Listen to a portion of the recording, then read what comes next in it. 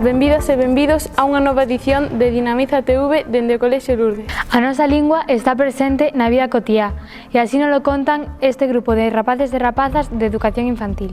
Xogo en galego, desatar en galego, amo o galego, fame en galego, divídome en galego, leo en galego, recito poemas en galego, canto en galego, explícome en galego, xogo en galego, desatar en galego, amo o galego, falo en galego, divídome en galego, leo en galego, aprendo galego, escribo en galego, entreno en galego, sei falar galego, ensino galego, gústame o galego, recito poemas en galego, aprendo galego, escribo en galego, entreno en galego, sei falar galego, entendo o galego, gústame o galego.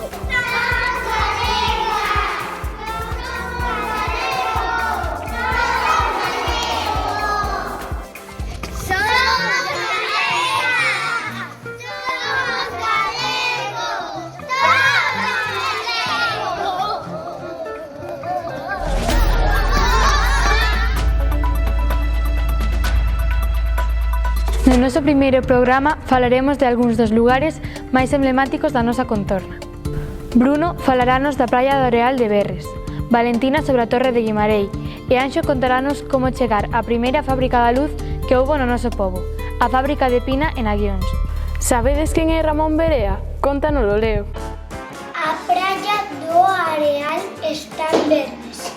É un lugar moi bonito para disfrutar da natureza e bañarse nas augas do río Ulla.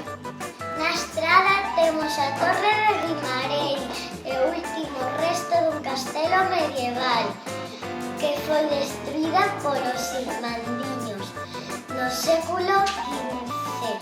Está declarada ben interés cultural. Sabías que a primeira fábrica de luz da Estrada está en Aguións? Para descubrirla terás que facer unha ruta chea de caminos e pasadizos que te levarán ao lugar secreto. Se te gusta el todo, a historia, a natureza, descubre Aguións.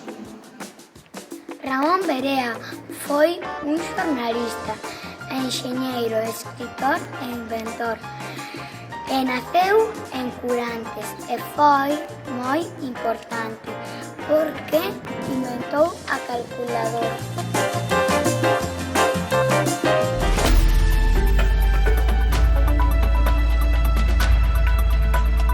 Agora son Paula e Sergio que nos amosan os espazos máis bonitos do Pazo de Oca e a parroquia de Lagartóns. O Pazo de Oca é un pazo do noso municipio que foi declarado ben de interés español e consta dun palacio con xardíns e unha capela que o seu patrón é San Antonio. Este pazo foi construído no século IX, pero os seus edificios foron reconstruídos no século XVI. O pazo conta cuns preciosos xardíns e un estanque no que viven unhas ocas e patos.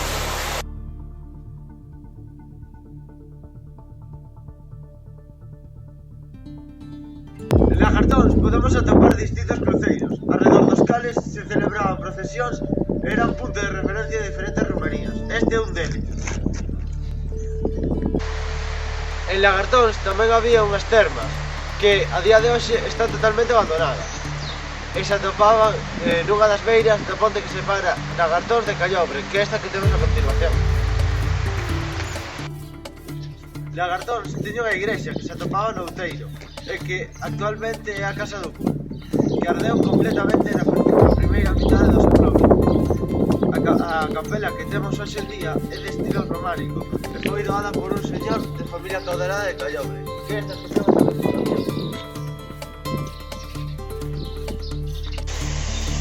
Tamén contaba cun lavadoiro público, pero que foi deixando de utilizarse e que tamén se topa totalmente abandonado. Lagartóns ten unha playa fluvial que comparte con Moreira, que é esta que vemos a continuación. Lagartóns conta con 3 muiños, que para chegar a eles había que pasar por esta antigua ponte, que atópase totalmente en ruínas. Aquí atópanse os 3 muiños, que a día de hoxe están totalmente abandonados e saqueados. Hai uns meses atopouse no xardín dunha casa unha cría de azor cunha rota. A familia que atopou chamou o Seprona que o se fixo cardo. Cando a ave estivo recuperada, membros deste colectivo fixeron a solta no mesmo lugar, pois, según dixeron, era importante que volvese ao lugar onde atoparon.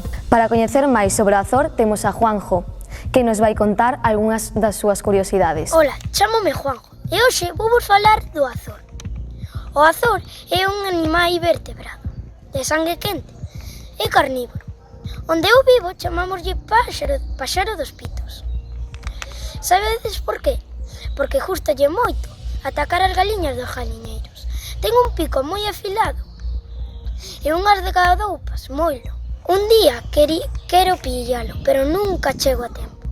Pero non só os azores ou ave dos pitos, como ben acaban de decir, son curiosos. Tamén temos outras especies das que nos van contar cousas que quizá non saibamos. Dime nomes de aves que aparecen en contos, cancións ou poemas. Lavandeiras, cicos, pegas, corvos, andoriñas. E que me dis de máis famosa galiña, a galiña azul de Lorenzo? Ou do pitiño cocorico, que non aguantou máis sin comer todo o biscoito que tiña que compartir con gato lado? E do moucho máis famoso de toda Galicia? Cal vai ser? O de Rosalía de Castro. Sabes cal é o paxaro que máis abunda en Galicia? Estorniño, lavandeira, bomba, gorrión. Non trátase do merlo. Merlo, merla, merliñas e merliñas cando son pequenos. Ollo cos merlos e non che gusta madrugar, porque son os que comezan a cantar máis cedo. Sen, incluso antes do amanhecer. Sabías que o peto tamén se podía chamar pica-pau e que pica nos árboles facendo moito ruido? Pois non, eu tamén sabía que se chama paxaro carpinteiro. Pica-pau, pica-pau, vou ter un irmán. Sabes cando nacerá? Dille un coelliño a un pica-pau neste libro Animais. E ele contesta, pois nacerá cando eu remate o verse que yo estou a preparar. Sabías que non todas as aves voan? Sí, que menos mal. Imaginas un pingüín voando? É avestruz, pode chegar a pesar 180 kilos. Na época dos dinosaurios se voaban, pero eran máis pequenas e as súas as podían sostelas. Que sorte que as galiñas tampouco voen. Sería terrible abrir a porta galiñeiro e que salgan disparadas. Imagina o de galiñas, galos e roladas de pitiños voando. Que locura! Pitas, pitas, pitas, pitas. E de máis curiosidades sobre a natureza, falannos Violeta e Alejandra.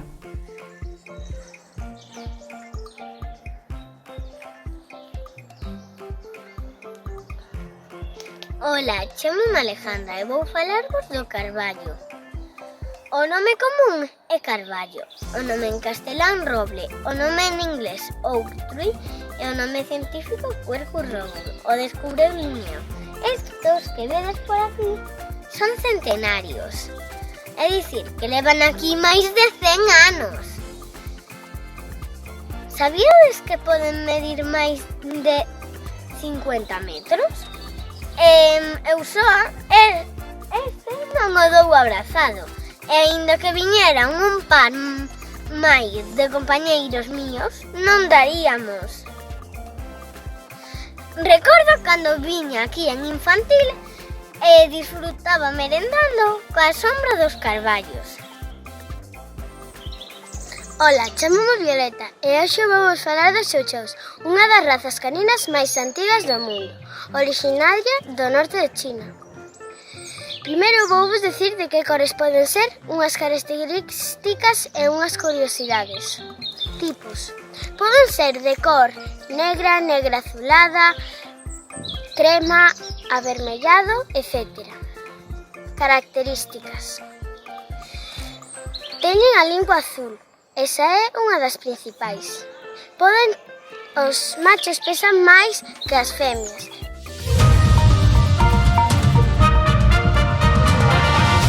Despois das noticias da natureza, imos engadir un toque de humor cunha noticia disparatada que acaba de chegar á nosa redacción. Unha bruxa que estaba aprendendo a voar en Basoira chocou cun águia mentres voaba. Imos ao lugar dos feitos. Ali atópanse os nosos reporteiros que nos van a dar máis detalles sobre o acontecido. Unha bruxa que circulaba sin carné de conducir Basoiras chocou de fronte con a águia. Pero non era cun peto. Non ves claramente que son águias? No guión puxeron peto. Pode ser que non. Protesto! Así non hai quen traballe. Por favor, cáele grava. A ver, claramente isto non é un peto. Soame moito estas plumas. Onte vinlle algo así. ¡Que desesperación! Queredes calar?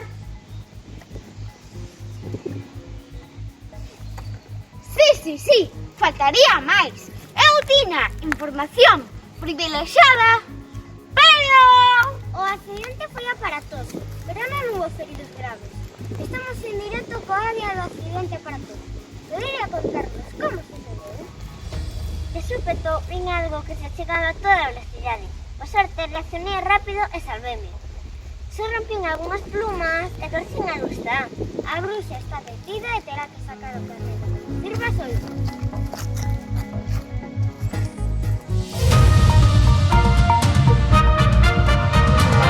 O 23 de febreiro, día de Rosalía de Castro, o alumnado de cuarto, quinto e sexto quiso recitar unha vez máis algúns dos seus poemas máis coñecidos. Este ano vimos como, ademais de recitalos na linguaxe da nosa Rosalía, o fixeron na linguaxe de signos. Estas rapazas e rapaces queren que estas verbas tan fermosas non teñan fronteiras. Adiós ríos, adiós fontes, adiós regatos pequenos. Adiós vistas, meus ollos, non sei cando nos veremos. Miña terra, terra donde meu criei. Hortiña, que quero tanto, figueiriñas que plantei. Prados, ríos, arboredas, pinares que movo vento. Paxariños piadores, casiña do meu contento. Muiño dos castañares, noites claras de luar. Campaniñas trimbadoras da ingresiña do lugar. Amoriñas das silveiras, que lle daba meu amor. Caminiños, entre millo, adiós para sempre adiós. Adiós gloria, adiós contento, deixo a casa onde nacín. Deixo a aldea que conozco por un mundo que non vin. Deixo amigos por extraños, deixo a veiga polo mar. Deixo, en fin, canto ben quero, quen pudera non deixar. Tan sollo, os dous de terra lonxe, andamos e sufrimos, ai de min. Mais ti tan sollo te recordas dela, e eu dela e máis de ti. Ambos errantes polo mundo andamos, e as nosas forzas acabando van. Mas ai, ti nela toparás descanso, e eu tan sollo na morte hei de topar. Has de cantar, que chei de dar zonchos. Has de cantar, que chei de dar moitos. Has de cantar, meniña gaiteira. Has de cantar, que me morro de pena. Canta, meniña, na beira da fonte. Canta, dareiche boliños do pote. Canta, meniña, sombrando con paz. Dareiche unha proia da pedra do lado. Papiñas co leite, tamén che darei. Sopiñas con viño, torrexas con mel. Patacas asadas, con sal e vinagre, que saben a noces, que ricas que saben. Que feira, rapaza, si cantas faremos, festiña por fora, festiña por dentro. Canta si queres, rapaza do demo, canta si queres, dareiche un mantelo. Canta si queres, na lengua que eu falo, dareiche un mantelo, dareiche un refaixo. Co son da gaitiña, co son da pandeira, che pido que cantes, rapaza morena. Co son da gaitiña, co son do tambor, che pido que cantes, mi niña.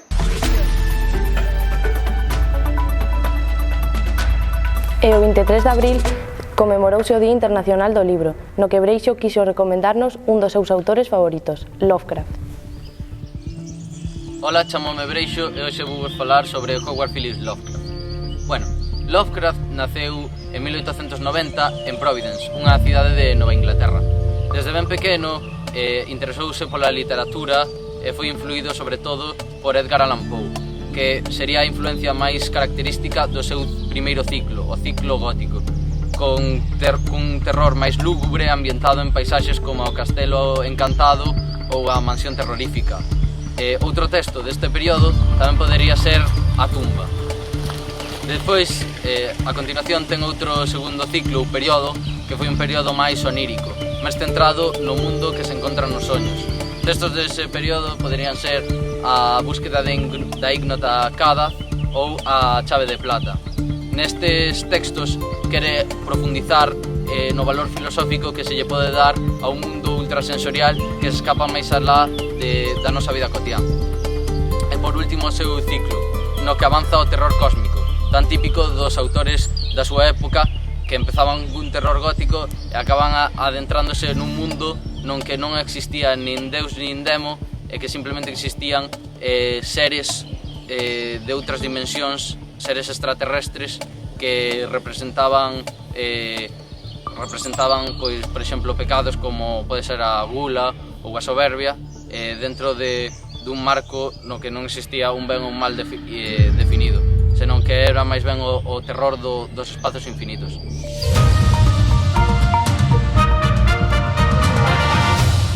No noso espazo de deportes entrevistamos a dous dos nosos deportistas máis laureados, cos que ademais compartimos aula. Arabia no atletismo e Pablo no tenis demostran que hai futuro no deporte estradense. Damos paso a nosa reporteira Celia, que está con Pablo, para que nos fale un pouco máis sobre o seu deporte favorito. Bos días, hoxe atopámonos no noso colexio con Pablo, un compañeiro de terceiro da ESO que leva xogando tenis dende os 4 anos. Ata antes da pandemia, ademais do entrenamento diario, ía un día a semana a xogar a Coruña cun programa de Federación Galega. A primeira vez que gañou un dos seus moitos premios foi en categoría Benxamín, e a día de hoxe, que é cadete, segue gañando premios. Contanos, Pablo, que te levou a dedicarte ao tenis e non a outro deporte? Pois, bueno, eu unha vez estábamos comendo eu e meus pais nun restaurante e, bueno, botaban un partido de tenis, era Nadal contra Verdasco. E quedei pampo mirando para a tele e, bueno, meus pais fliparon porque era un partido de 2 horas ou por aí. E quedei todas as 2 horas mirando fixamente para a televisión. Probaron a meterme en tenis e acertaron porque gustoume moito e dende aquelas pois sigo xogando. Canto tempo levas practicando? Pois como dixetes antes, levo desde os 4 anos e, bueno, ata agora que son cadete. Canto tempo lle dedicas a semana? Pois eu entreno 4 días, 1 hora e media cada día, que son os luns, os mércores, os venres e os sábados. E despois, os fines de semana, solo competir bastante. Gustaríache coñecer a algún tenista? Pois sí, gustaríame coñecer a Rafa Nadal, se pudiera ser outro tamén a Carlos Alcaraz, que é outra promesa española. E, bueno, esos dous encantaríame, sí, coñecer. Cantos premios gañaches? Pois levarei máis ou menos uns 35 premios máis ou menos dende Benxamín ata agora, cadete. Cal foi o triunfo co que mellor te sentiches? Pois foi cando quedei subcampeón galego, que de feito este trofeo que gañei. Bueno, sentime moi orgulloso e celebrei no ca miña familia, co meu entrenador, cos meus amigos e, bueno, paseino moi ben ese día. Pois moitas grazas por estar aquí con nós e esperamos verte no podio algunha vez máis. Moitas grazas. Sen dúbida, Pablo ten futuro no tenis. Volvemos a conectar con Celia, que agora está con Arabia, unha rapaza que con tan só 15 anos conta xa, tanto a nivel galego como a nivel español, con máis de 30 medallas no seu palmarés. Boas tardes. Hoxe atopámonos con Arabia, unha compañeira de cuarto da ESO que cando comezou o atletismo nos 7 anos, seguro que non se esperaba todas estas viaxes, experiencias, trofeos e medallas e xente nova que coñecer. E seguro que o que menos esperaba era atopar no atletismo unha felicidade que non lle dá nada máis no mundo. Pero deixémonos de sentimentalismos e demos a benvida a campeona de España. Como conseguiches chegar onde te atopas? Pois todo comezou cando eu xa dende pequena, cando ia con meu pai por todos os sitios, eu sempre iba dun lado a outro, non paraba quieta, pois meu pai decidiu apuntarme ao atletismo E despois duns anos de adestramento, esforzo e todo iso, pois conseguiuse todo isto. Como te sentiches cando todo o teu traballo valeu a pena? Foi unha gran felicidade, xa que vi o todo o meu esforzo reflexado en todos os logros. Inspiroute algún atleta a conseguir o teu objetivo? Pois unha atleta así que me gusta moito é María Vicente. Poderías falarnos un pouco de todas esas experiencias, dos viaxes? Pois lémbrome da miña primeira medalla de ouro, que é esta gallega, foi en Ourense, pois non había feito nunca os 600 metros lisos, que era a que me tocaba facer, en pista cuberta, sen medo, unha carrera sen medo, e pois conseguiuse un ouro gallego. Máis tarde, conseguín clasificarme coa Federación Galega de Atletismo, representando a Galicia nos 300 metros valos. E apuntáronme aos 300 metros valos e ao día seguinte tiña os relevos.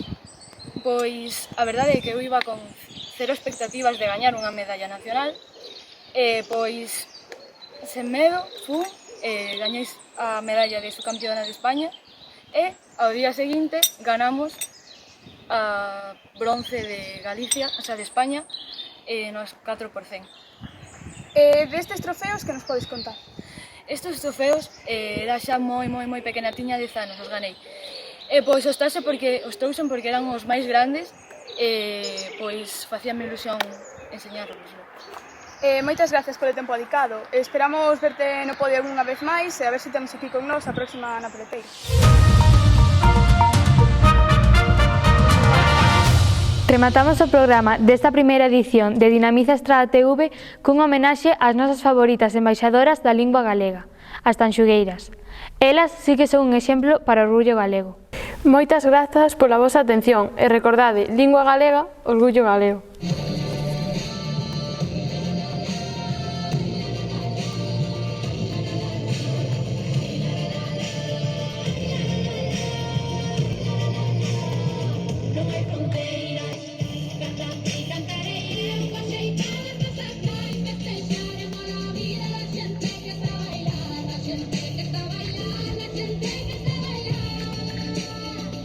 Porque